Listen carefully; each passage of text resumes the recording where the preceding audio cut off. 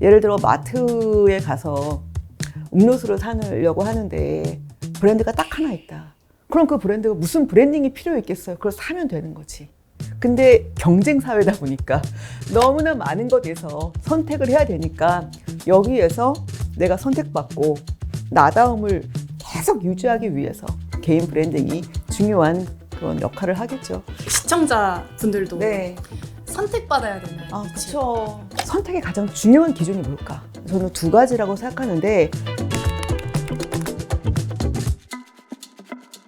네, 안녕하세요. 저는 인터브랜드라는 글로벌 브랜드 컨설팅 회사에서 일하고 있는 민은정입니다. 저는 뭐 브랜드를 잘 태어나고 또 잘 성장하고 또 잘 성공하기 위한 뭐 모든 일을 하고 있는 그런 사람이고요. 그래서 여러분들이 아시는 것 중에는 뭐 카누, 뭐 TOP, KB 리브, 2018년 평창 동계올림픽 슬로건 뭐 이런 등등의 이름을 직접 개발했었습니다. 전무님의 키워드는 브랜드일 네. 것 같은데 브랜드, 뭐 브랜딩 저희가 많이 들어왔지만 혹시 좀 더 설명을 해주실 수 있을까요? 브랜드가 뭐냐라고 이제 질문을 하시면 이렇게 말씀드리고 싶어요. 변화하는 가치를 가진 모든 것은 다 브랜드다. 뭐 상품, 서비스뿐만이 아니라 뭐 우리 학교, 우리 동네, 뭐 우리 나라, 우리 한 사람 한 사람 모두 다 변화하는 가치를 가진 객체잖아요. 우리가 어느 정도의 어떤 선택을 받고 매력을 가지는가, 어느 정도 시장에서 경쟁력이 있는가, 다 우리가 다 변화하는 가치를 가졌다라고 말씀을 드리고 싶고요. 브랜드가 해야 되는 일은 뭐냐? 가치를 높이기 위해서 계속 노력하는 거죠. 열심히 공부하시고 열심히 일하시고 이런 것들도 다 나의 가치를 높이기 위한 그런 활동이다. 브랜딩 활동이다. 저는 그렇게 생각합니다.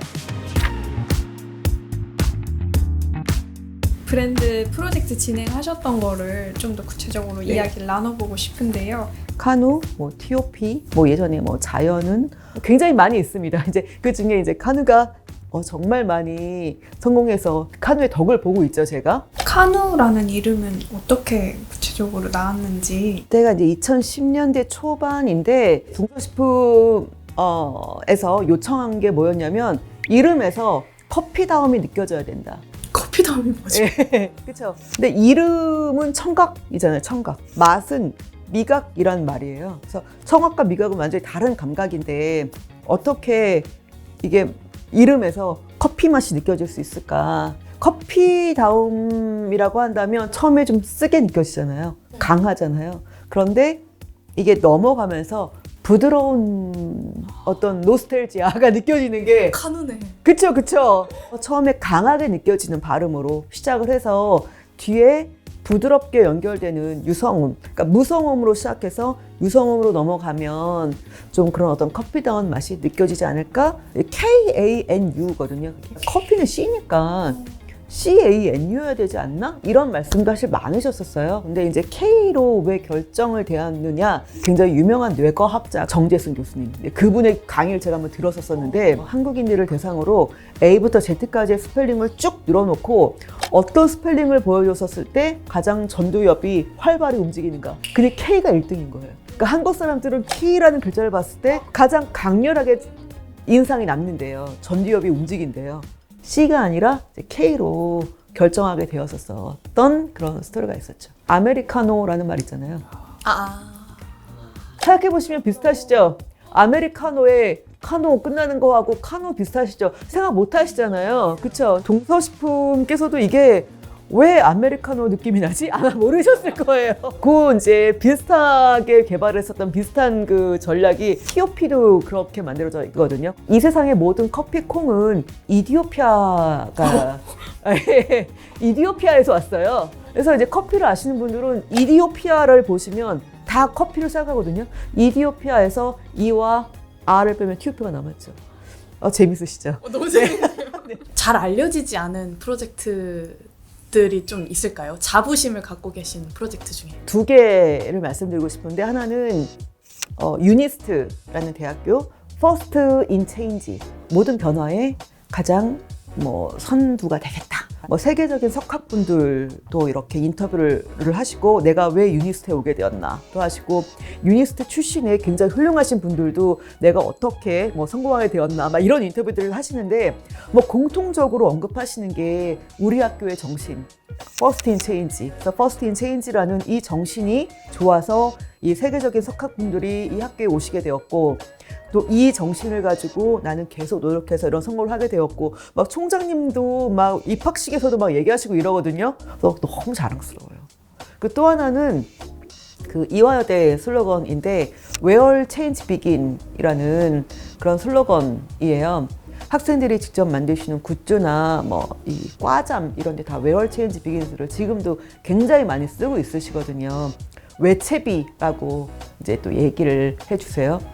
몇 년 전에 제가 이화여대 그 콘서트를 보러 갔어요. 근데 그때 마침 이화여대가 교내 시위를 할 때였었어요. 근데 그때 이렇게 벽에 Where Change Begins를 학생들이 다 자기 손으로 써서 유리창에 다 까맣게 붙여놓은 거예요. 그래서 이거를 보고 제가 너무 감동을 받아서 막 저도 눈물이 막 나더라고요. 그래서 와, 내가 만들었던 이런 슬로건이 이런 어린 학생들이 이렇게 자기들의 그 주장을 하고 목소리를 내는데 뭔가 도움이 되었다? 이화여대 슬로건과 유니스 슬로건에 대해서 제가 굉장히 뿌듯하고 자부심을 느끼는 이유는 내가 했던 이 일이 실제로 이 학생들에게 긍정적인 영향을 주고 있다라는 것을 경험했기 때문인 것 같아요. 그래서 제 마음속으로는 언제나 자랑스럽게 생각하겠습니다. 그러면 스스로를 브랜딩하는 것도 중요하겠네요. 그렇죠.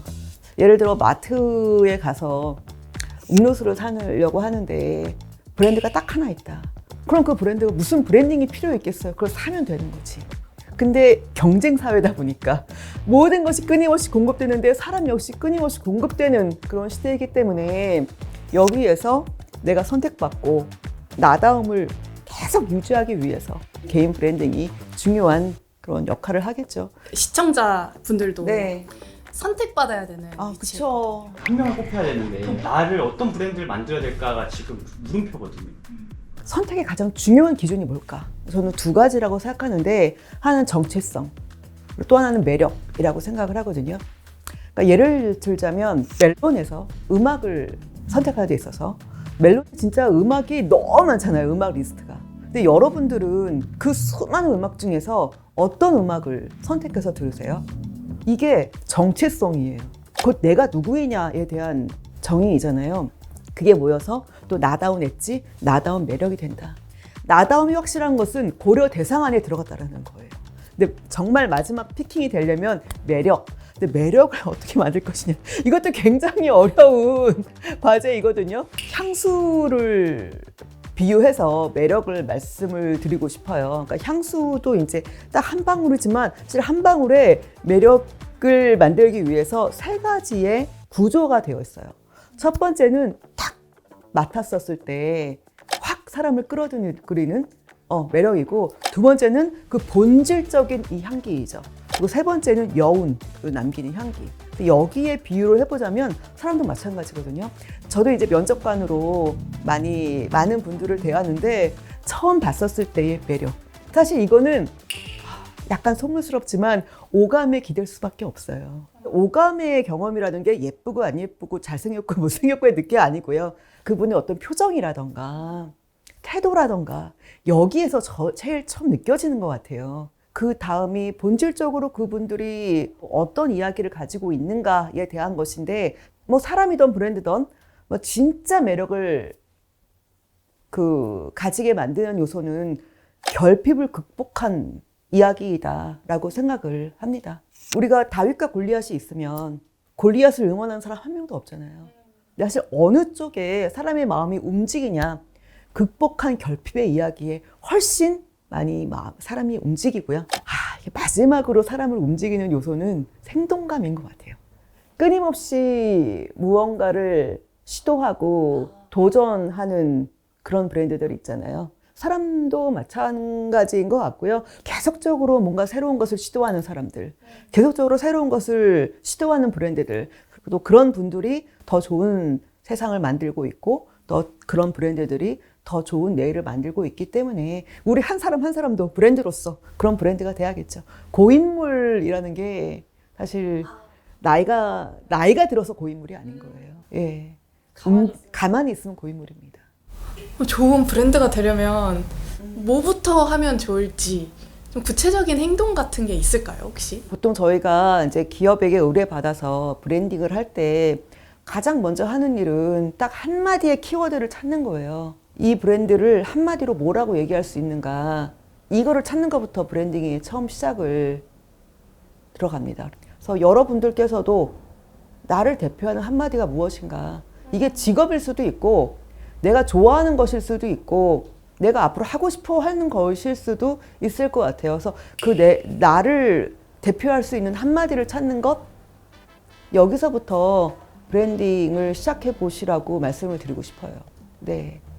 그러면 전무님의 브랜드는 어떻게 만들어져 왔는지. 그게 참 약간 부끄러운 얘기인데 되게 우연과 우연을 거쳐서 이 브랜드라는 걸 하게 되었는데 처음에는 로펌에 비서로 처음에 시작을 했어요. 이 일을. 근데 진짜 일을 못했어요, 제가. 변호사님께 아침에 커피도 타드리고 물도 떠드렸는데 잘 엎질르는 거예요, 제가. 물을 엎질르는 거예요. 서류에다가 막. 그쵸. 근데 그때 제 기억에 되게 중요한 증거 서류였어요. 근데 여기다 커피를 엎질르니까 너무 화가 나셔서 민은정 씨와는 같이 할 수 없습니다. 그래서 그때 이제 대표 변호사님이 인터브랜드와 우리나라의 기업들을 연결해 주시는 그런 일을 하게 되었고, 얘가 브랜딩을 잘할 것 같아 라고 해서 그쪽으로 보내신 게 절대로 아니고요. 보낼 데가 없는 거예요. 보낼 데가 없어서 열심히 복사하고 책상 닦아라 라고 하고 이제 그때 그곳으로 보내주셨는데 뭐 그런 작은 일부터 이제 시작을 해서 오랫동안 열심히 하다 보니까 이 자리에까지 왔다 라고 말씀드리고 싶고요. 그래서 저는 제 스스로를 어떻게 정리하고 싶냐면 굉장히 큰 꿈을 가지고 담대하게 걸어왔던 사람이 아니라 나에게 주어진 길을 꾸준히 걸어왔던 사람, 제가 이 일을 하면서 느꼈었던 어떤 경험 또는 교훈이 한 가지 있다면 큰 기회, 우리 모두 다 큰 기회를 노리잖아요. 근데 큰 기회는 항상 작은 기회의 얼굴을 하고 오는 것 같아요. 그러니까 제가 이 자리에 어떻게 오게 되었지 생각해 보면 그 작은 기회들을 하나하나 다 열심히 했기 때문에 여기까지 오지 않았나? 라는 생각을 하고요. 제가 지금까지 했었던 어떤 브랜딩 프로젝트가 정말 많습니다. 한 600개가 넘는 것 같아요. 600개 프로젝트를 다 열심히 했어요. 다 열심히 했는데 그 중에 뭐가 히트가 될지는 나도 알 수 없는 거예요. 어떤 기회가 어떤 성공을 가져다 줄지는 알 수가 없는 것 같아요. 항상 작은 기회들을 열심히 해야 그 기회가 이어져서 큰 기회가 되는 것 같아요. 그럼 좋은 브랜딩, 좋은 브랜드란 어떤 거라고 생각을 하시나요? 저는 변화를 일으키는 브랜드라는 생각을 하고요. 막 인류와 막 세계를 바꾸는 이런 대단한 변화, 예를 들어 막 테슬라, 막 이렇게 커다란 변화, 꼭 그런 건 아닌 것 같아요. 예를 들자면 제가 좋아하는 브랜드들 중에서 런데이 앱이 있거든요. 런데이 앱에서 이야기하는 것이 누구나 5km 달릴 수 있다. 그 사람의 어떤 하루의 루틴을 바꿔주는 거잖아요. 그러니까 변화를 일으키는 브랜드라는 것이 그런 의미입니다. 행동이 변하던, 생각을 변하던, 뭐 루틴을 변하던 어떤 이런 변화를 일으키는 브랜드가 저는 좋은 브랜드다라고 생각을 합니다.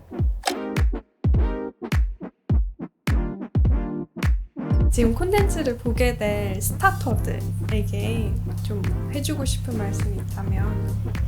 회사 생활을 해보니까 회사 생활이라는 건 무엇이냐, 더 넓게 보아서 사회생활이란 무엇이냐, 더 넓게 보자면 인생이란 무엇이냐라는 것을 보았었을 때 장애물 달리기 같아요. 늘 끊임없이 내 앞에 장애물이 있습니다. 계속 장애물이 있는데 넘었어요. 넘는 것도 쉽지 않거든요. 또 와요. 공감하시죠?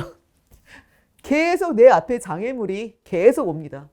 이게 직장 생활이고 사회생활이고 인생인 것 같아요. 그런데 그 장애물 달리기, 허들 경기라고 얘기하죠. 허들 경기에서 가장 중요한 규칙이 뭔지 아세요? 그러니까 허들을 다 넘어뜨려도 실격이 아니에요. 근데 이 트랙을 벗어나면 실격이에요. 허들 안 넘고. 네, 그러니까 이 말씀을 드리고 싶어요. 아무리 올림픽의 금메달 리스트여도요, 허들 경기할 때 몇 개씩은 넘어집니다. 중요한 것은 계속 가는 거예요. 우리가 또 이렇게 허들 경기하는 걸 보다 보면 이상하게 넘어진 허들만 눈에 보여요. 그렇지 않아요? 넘은 건 눈에 안 보여요. 넘어진 것만 보여요. 그래서 우리가 가끔 실패합니다. 저도 매일매일 실패하고요. 누구나 지금 우리는 허들 경기를 하고 있다. 그리고 당연히 넘어뜨릴 수 있다. 허들 넘어뜨릴 수 있다. 저도 매일매일 넘어뜨린다. 우리 모두 다 넘어뜨린다. 여기에서 실망하지 마시고 나는 실패했다라고 생각하고 멈추지 마시고 끝까지 가십시오 라는 말씀을 드리고 싶어요. 이 말씀은 뭐 여러분들께 저 자신에게도 하는 말입니다. 네, 우리 모두 다 계속 가야죠. 이것이 가장 중요한 것 같습니다. 네, 실패가 중요한 게 아닙니다. 계속 가는 게 중요합니다.